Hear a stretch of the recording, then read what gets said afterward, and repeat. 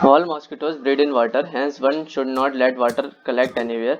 In coolers, tires, flower pot, etc. इन सब जगह पे पानी को कलेक्ट नहीं होने देना चाहिए, क्योंकि वहीं पर ही मच्छर क्या करते हैं, अंडे देते हैं। ठीक है, हमें अपनी सराउंडिंग क्लीन रखनी चाहिए और ड्राई रखनी चाहिए, ताकि हम मॉस्किटोज से दूर रह सकें। ठीक है, नहीं तो क्या होता है, मॉस्किटोज आ जाते हैं और हमको काटते हैं और फिर मलेरिया वलेरिया फैलाते हैं, अपनी बीमारियां वगैरह। ठीक है, आगे बढ़ते हैं। जैसे ये कुछ कॉमन डिसीजेज हैं जो कि माइक्रो ऑर्गेनिजम्स के थ्रू होती हैं। डिसीज का नाम ट्यूबरक्लोसिस कौन करता है, बैक्टीरिया करता है। मोड ऑफ ट्रांसमिशन कैसे आती है, हवा के थ्रू आती है। ठीक है, माइक्रो ऑर्गेनिज्म ये वाला जो बैक्टीरिया है ट्यूबरक्लोसिस का, वो कैसे हवा में, वो कैसे चलता है, वो हवा में चलता है। ठीक है, मीजल्स मीजल्स कौन करता है, वायरस करता है। उसका भी मोड ऑफ ट्रांसमिशन देखो, मोड ऑफ ट्रांसमिशन समझो। मोड ऑफ ट्रांसमिशन का मतलब है वो कैसे ट्रेवल करता है वो वायरस। ठीक है, तो जो मीजल्स का वायरस है वो एयर में ट्रांसमिट होता है इधर से उधर। वैसे ही चिकन पॉक्स का वायरस है, वो एयर और कांटेक्ट से, हवा में भी होता है और कांटेक्ट एयर में भी आता है। कांटेक्ट।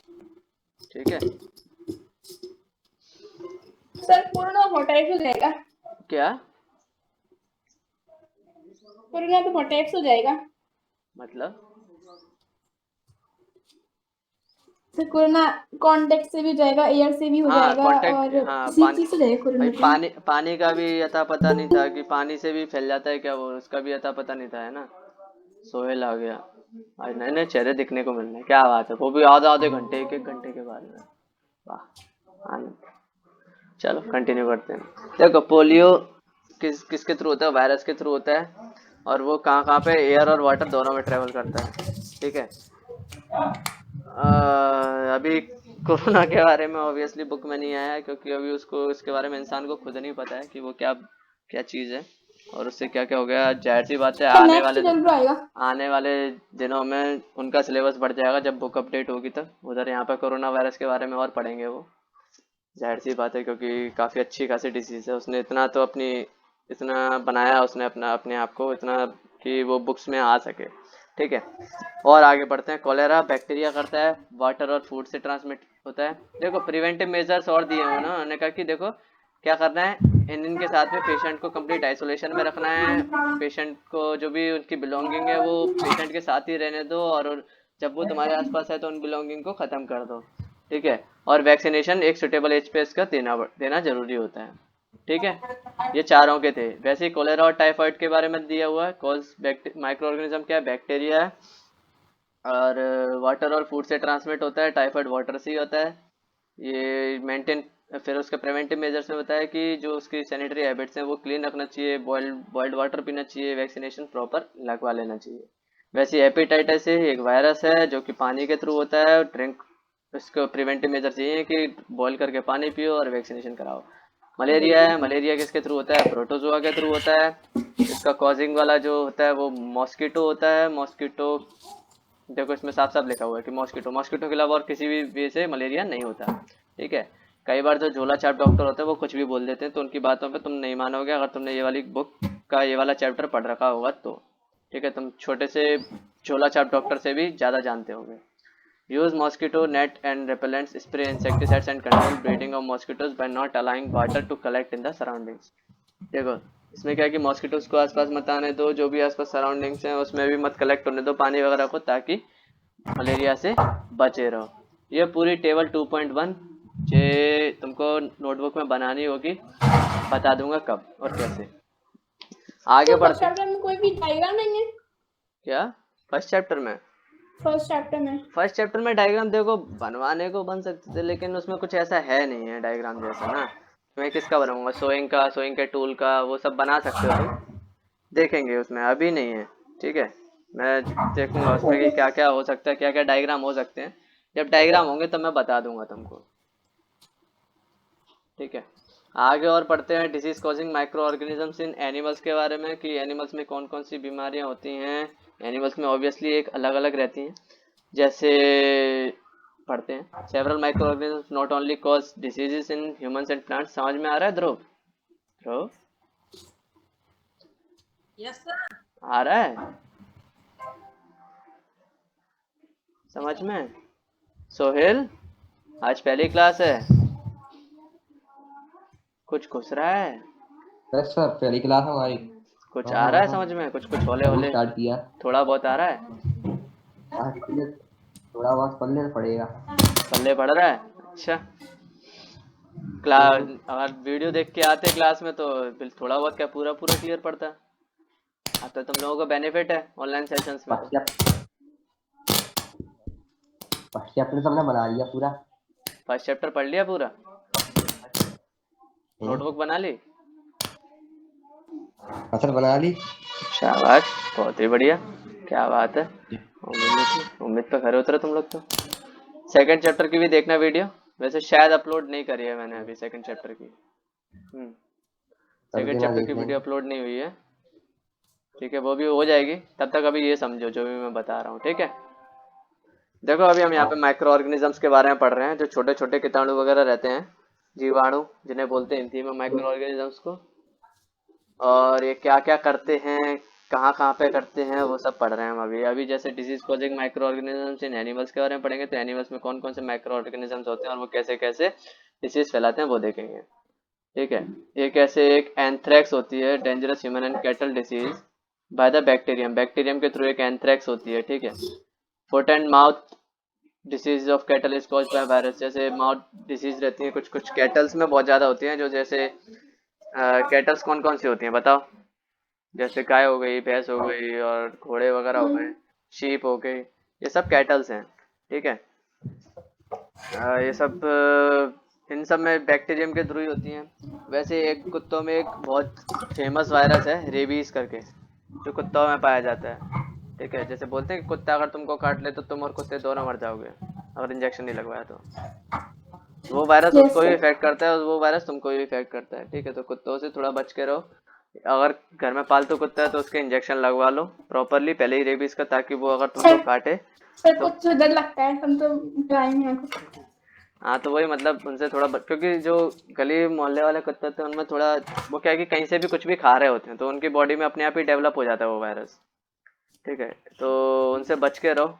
मेन कुछ नहीं होता है ऐसा, थोड़ा खून वून तो मतलब इतना बुरी नहीं काटते ऐसे घर के कुत्ते, मतलब जो बाहर पे रोड में कुत्ते रहते हैं वो। लेकिन हाँ जो वायरस है वो थोड़ा डेडली होता है, जो रेबीज वायरस होता है वो थोड़ा डेडली होता है। उसके इंजेक्शंस लगते हैं बढ़िया, 5 इंजेक्शंस लगते हैं अब तो। पहले तो 14-15 इंजेक्शन लगते थे, अब 5 इंजेक्शंस के आसपास लगे। मेरे को एक बार काटा था तो मेरे को पता है कि कितने लगते हैं ठीक है। चलो आगे बढ़ते हैं।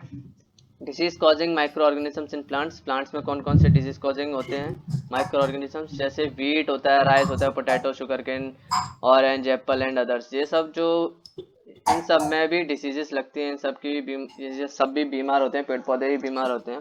इन सब में क्या रहता है, कुछ माइक्रो ऑर्गेनिजम्स होते हैं जो इनकी फसल को खराब करते हैं, ठीक है। अब जैसे देखो टेबल 2.2, टेबल 2.2 में देखो some common plant diseases caused by micro organisms, micro organisms के थ्रू कुछ कॉमन प्लांट डिसीजेज हैं वो देखते हैं। प्लांट डिजीज कौन सी? एक सिट्रस कैंकर है जिस जो बैक्टीरिया करता बैक्टीरिया। है, और मोड ऑफ ट्रांसमिशन एयर, ठीक है। मतलब पेड़ पौधों में भी अगर कोई गंदा पेड़ है तो उस गंदा पेड़ वो दूसरे पेड़ पौधे पे भी ये सिट्रस कैंसर पहुंचा देगा, कैंकर पहुंचा देगा, ठीक है। दूसरा रस्ट ऑफ व्हीट, ये किस कौन करता है? फंगाई करता है, एयर और सीड्स के थ्रू ये पहुंच जाती है। अगर तुम खराब बीज बो रहे होगे तो व्हीट खराब होने लगेंगे। क्लियर हुआ दोनों को? और तीन क्यों? Yes sir. सोहेल,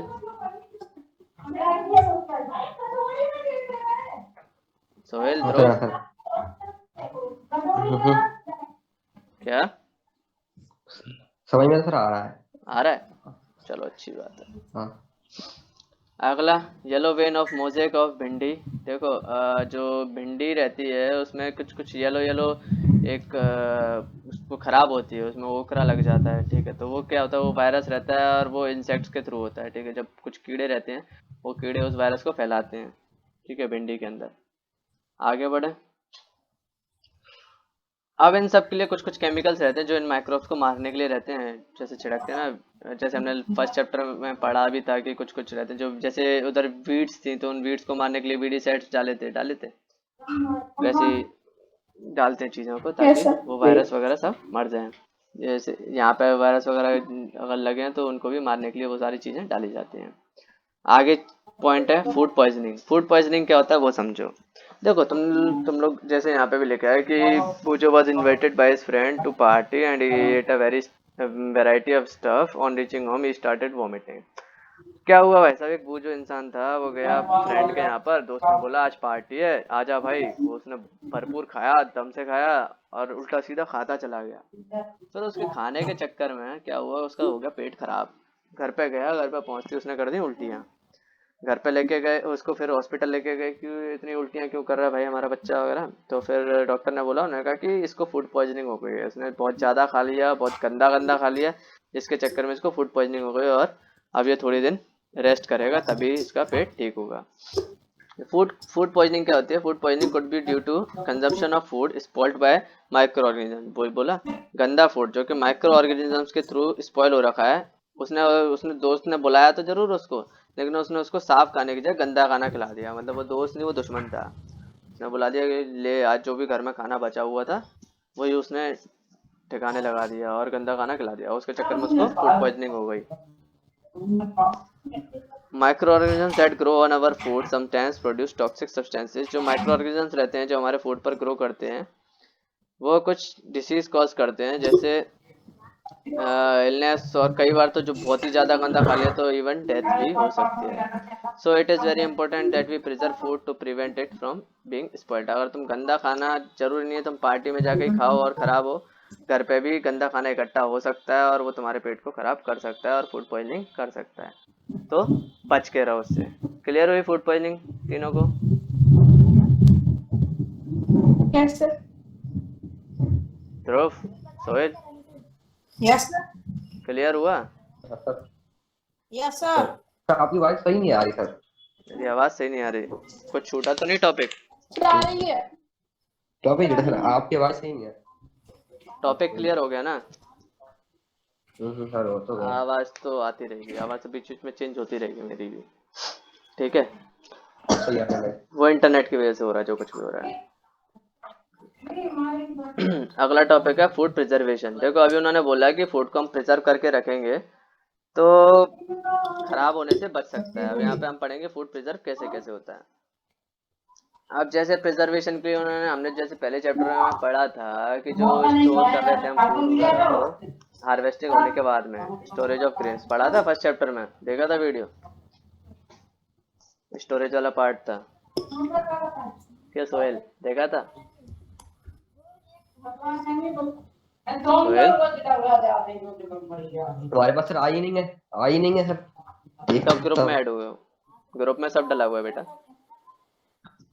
सर कल ही मैंने 3-4 दिन पहले ही किया सर ने। 3-4 दिन पहले ग्रुप में ऐड किया है? अच्छा, बहुत अच्छे। चलो मेरे को मैसेज करते ना, मैं भेज दूंगा तुमको लिंक, ठीक है? नहीं तो ध्रुव से लिंक ले लेना, ध्रुव के पास आ रही है, ठीक है? आगे बढ़ते हैं। जैसे हमने स्टोर करने के लिए, फूड वगैरह को स्टोर करने के लिए हमने कुछ मेथड्स वगैरह देखे थे वहाँ पे कि कैसी जगहों पर रख रहे थे। बिल्कुल साफ़ सुथरी जगह थी, किसी किसी को मॉइस्चर की ज़रूरत थी, किसी किसी को मॉइस्चर की ज़रूरत नहीं थी, ठीक है? फूड प्रिजर्वेशन, हम फूड प्रिजर्वेशन पर थे, फूड प्रिजर्वेशन देखेंगे, ठीक है? देखो क्या रहता है कि जो फंगस रहते हैं, माइक्रो ऑर्गेनिजम्स रहते हैं, वो क्या करते हैं हमारे खाने को ख़राब कर देते हैं, ठीक है? और जो भी स्पॉइल्ड फूड्स होते हैं उनमें से स्मेल आती है, कुछ कुछ उसमें जो भी चेंजिंग रहती है वो एक केमिकल रिएक्शन हो रही होती है और उसका पूरी उसको ख़राब कर देती है ना। जो भी उसके टेस्ट होता है उसको ख़राब कर देती है, जो उसका टेक्सचर होता है वो उसको ख़राब कर देती है। स्पॉइलिंग यही करती है, ठीक है? जो भी जो फंगस रहते हैं और कुछ माइक्रो ऑर्गेनिजम्स रहते हैं वो सब यही सब काम करते हैं। तो वही है कि हम उस चीज़ को फिर कैसे कैसे प्रिजर्व करके रखें। तो उन्होंने बताया केमिकल मेथड बताया है। केमिकल मेथड कैसा है कि salt and edible oil are common chemicals generally used to check the growth of micro organisms. Salt और एडिबल ऑयल्स हैं वो कॉमन केमिकल्स हैं जो कि ऐड किए जाते हैं to check the growth of micro organisms. तो इसीलिए उनको प्रिजर्वेटिव्स भी बोला जाता है। नमक और कुछ जो एडिबल तेल होते हैं उनको, जैसे सरसों का तेल होता है, और सरसों के तेल को हम किस चीज़ को प्रिजर्व करने के लिए रखते हैं? अचार को प्रिजर्व करने के लिए रखते हैं। अचार को हम किस में डाल के रखते हैं? सरसों के तेल में, ताकि अचार खराब ना हो। और जो भी तेल के ऊपर ऊपर अचार रहता है वो खराब हो जाता है, सफेद सफेद पड़ जाता है। जो तेल में डूबा रहता है वो खराब नहीं होता, ऐसा होता है, देखा है घर में होते हुए। Yes sir. वही, we add salt and to or acid to preserve the pickles to prevent the attacks of microbes. Sodium benzoate and sodium metabisulfate are the common preservative। जो कुछ ऐसे कुछ ये दो केमिकल के नाम हैं, इन दोनों को अंडरलाइन कर लो, सोडियम बेंजोएट और सोडियम मेटाबाइसल्फेट सल्फाइड। ये दो कॉमन प्रिजर्वेटिव हैं जो कि तुमको लेस के पैकेट में मिल जाएगा, या जो जैम रहती है जैम में पैक होके आता है, ठीक है। इन सब में ये दो डले रहते हैं। और लेस के पैकेट में तो नाइट्रोजन डली रहती है मेनली, और ये सब क्या है कि जैम और स्क्वैशेस वगैरह में यूज़ करे जाते हैं। उसमें नाइट्रोजन गैस का यूज़ किया जाता है लेस में, ताकि जो चिप्स हैं वो ख़राब ना हो, जो जैसा टेस्ट है वो वैसा की वैसा ही टेस्ट बना रहे, ठीक है। जैसे हम खोलते हैं पैकेट को वैसे उसमें से वुश का साउंड आता है, तो वो गैस निकलती है उसमें से। क्लियर? ये केमिकल मेथड था।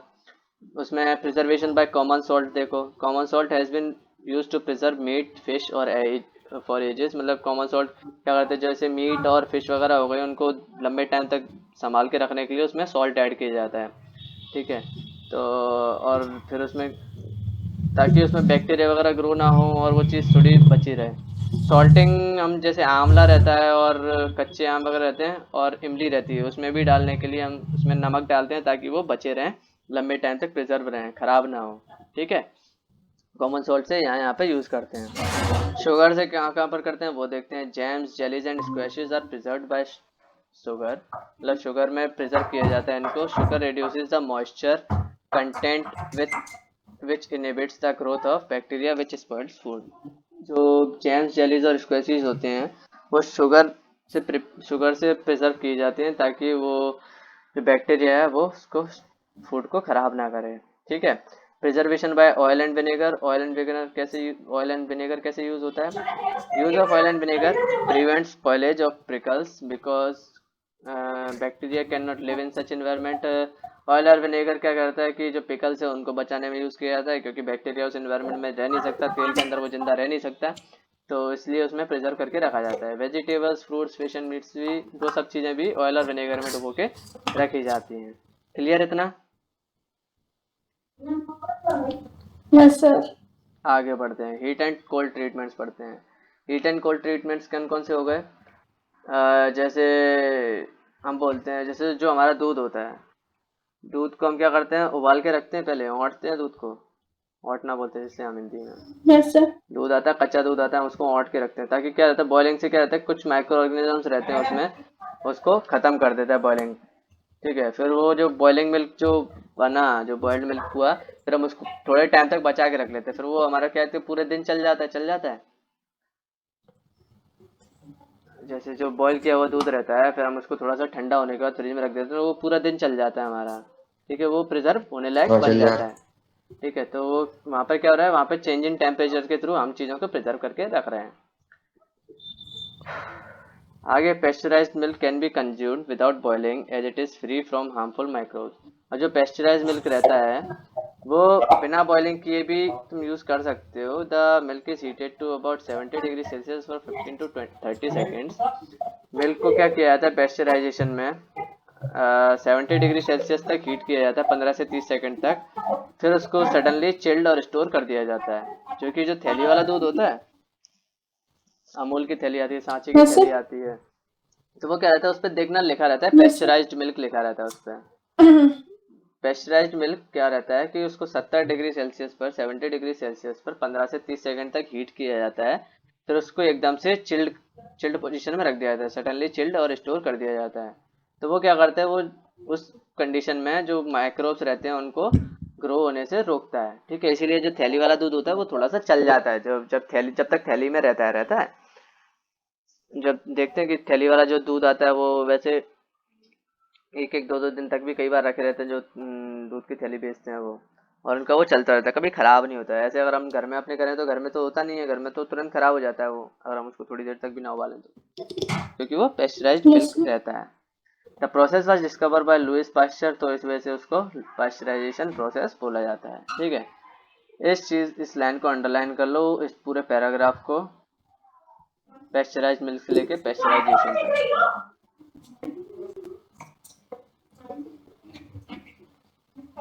ठीक है, समझ में आया सोहेल और ध्रुव? आया क्या होता है पेस्चराइजेशन? ध्रुव बताओ। सर अपन जैसे किसी दूध की थैली लेते हैं उससे, तो वो जो है ना फ्रिज में रखे रहते हैं तो खराब नहीं होती। क्यों नहीं होती? क्योंकि सर उसको पहले से ही उबाल दिया जाता है। क्योंकि उसको पहले से ही उबाल दिया जाता है। कितने डिग्री टेम्परेचर पर? 20 से 21। 20 से 21। देखो बुक में कितना लिखा है? सर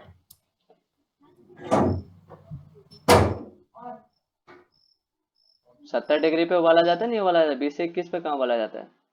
70 डिग्री सेल्सियस पर, 70 डिग्री सेल्सियस पे उबाला जाता है 15 से 30 सेकंड के लिए। देखो सामने ही लिखा है, तुम्हारे बुक सामने खुली हुई है, देख के तो पढ़ लो। और फिर उसको अचानक से चिल कर दिया जाता है, जिस वजह से वो खराब नहीं होता, वहां पे जो माइक्रोब्स रहते हैं उनको पैदावार नहीं हो पाती। क्लियर हुआ सोहेल? पेस्चराइजेशन।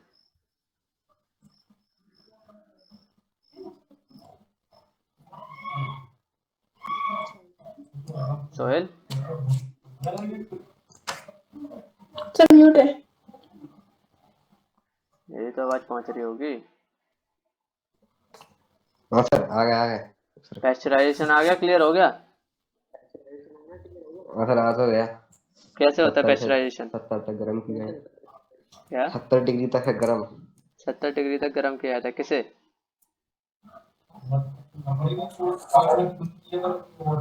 किसे सर गर्म हट किया गया। जाता है? सर हट गया। ये पोजीशन है इनकी, कोई बात नहीं, बहुत अच्छी बात है, दुनिया देखेगी। चलो आगे स्टोरेज एंड पैकिंग पे हम पढ़ते हैं आगे।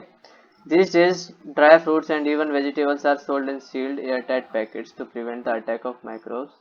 अब क्या है कि जो ड्राई फ्रूट्स हैं और वेजिटेबल्स हैं उनको भी एयरटाइट कंटेनर में पैक किया जाता है ताकि माइक्रोब्स का अटैक ना हो। ठीक है, क्लियर हुआ? ठीक है, आगे जो टॉपिक है वो है नाइट्रोजन फिक्सेशन। ठीक है, देखो नाइट्रोजन फिक्सेशन, इसका मैंने थोड़ा सा एग्जांपल मैंने शायद तुम्हारी क्लास में समझाया था, राइजोबियम वाला। क्यों? वो पेट बन गई। पूर्वी यस तुमको सर। समझाया था ना यस राइजोबियम सर। वाला पूरा। तो ये वो वही पूरा टॉपिक है वैसे सर देखा जाए समझाया तो। था। समझाया था, राइजोबियम देखे थे हमने कैसे कैसे थे। ये वही है। वैसे 6th और 7th क्लास में भी इस चीज के बारे में पढ़ चुके हैं, लेग्यूमिनस प्लांट्स के बारे में, जो दालें रहती हैं हमारी उनमें रहती हैं ये राइजोबियम्स। ठीक है, तो जो क्लास फर्स्ट ही है शायद, चैप्टर 1 की, उसी में ही एक्सप्लेन किया हुआ है। नहीं तो फिर भी एक बार बेसिक्स समझ लो, बेसिक सुन लो। नाइट्रोजन फिक्सेशन में ऐसा रहता है कि जो लेग्यूमिनस प्लांट्स रहते हैं जैसे दाल वगैरह हो गई, वहां पर क्या रहते हैं, ये राइजोबियम लिव करते हैं। राइजोबियम क्या रहते हैं, रूट पे गोल गोल से बैक्टीरिया रहते हैं जो रूट्स पे ऐसे ऐसे लगे रहते हैं, नोड्स रहती हैं गोल गोल सी, रूट्स पे नोड्यूल्स रहती हैं। तो वो क्या करती हैं, जो भी जो नाइट्रोजन आता है, जो भी एटमॉस्फेयर में नाइट्रोजन है, उसको कन्वर्ट करके पेड़ पौधों की यूजफुल के लिए बना देती है और उसको कन्वर्ट कर देती है, जो भी नाइट्रोजन हमारे पूरे एटमॉस्फेयर में है उसको। इससे क्या रहता है, जो सॉइल का नाइट्रोजन कंटेंट है वो बना रहता है और नाइट्रोजन फिक्स रहता है, जो भी अमाउंट में जो भी हमारी जो मिट्टी को चाहिए होता है वो बना रहता है। ठीक है, नाइट्रोजन फिक्सेशन का मतलब समझ में आया कि नाइट्रोजन फिक्स रहे, जो नाइट्रोजन का जो अमाउंट है मिट्टी में वो इधर उधर नहीं जाए, उसमें कैसे माइक्रो ऑर्गेनिज्म हेल्प कर रहे हैं, इसलिए ये वाला टॉपिक बात दोबारा आया है, क्योंकि यहाँ पर माइक्रो ऑर्गेनिज्म का यूज हुआ है, एक राइजोबियम नाम का बैक्टीरिया उसका यूज हुआ है, इसलिए ये टॉपिक तुम्हारे पास दोबारा चल के आया है कि कैसे कैसे नाइट्रोजन वो फिक्स करता है। जो सिम्बायोटिक रिलेशनशिप रहती है, जैसे सिम्बायोटिक रिलेशनशिप कैसे से, ये टॉपिक 7th क्लास में है सिम्बायोटिक रिलेशनशिप का। और उसमें क्या रहता है कि जो राइजोबियम क्या करता है, खाना बना के देता है किसको, प्लांट को, कैसे, नाइट्रोजन के फॉर्म में, प्लांट उसको रहने के लिए एक जगह देता है और उसको खाना पहुंचाता है अपने प्रोसेसेस के थ्रू। ठीक है, इस प्रोसेस को क्या बोलते हैं? Symbiotic relationship. Clear symbiotic relationship दोनों को, तीनों को? Nitrogen yes sir. Fixation clear हुआ? थोड़ा बहुत यस। ही आ गया हो, 5-10%। देखो यहाँ पे डायग्राम भी दिया हुआ है, फिगर 2.9। इसमें देखो ध्रुव, देखो बुक में यस सर। ये रूट बनी हुई है, जड़ दिख रही है ये, नो देखो ध्यान से, दिख रही होगी, दिख रही है? सेट आपने दिखाई थी ना पहले? हाँ मैंने उसमें दिखाई थी, गूगल पे सर्च करके। अभी यहाँ पे एक डायग्राम भी दिया हुआ है, बुक में डायग्राम बना हुआ है, मैं वही दिखा रहा हूँ अभी। दिख रहा है? नहीं दिख रहा? Yes sir.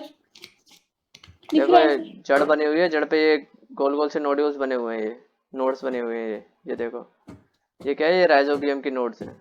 ठीक है,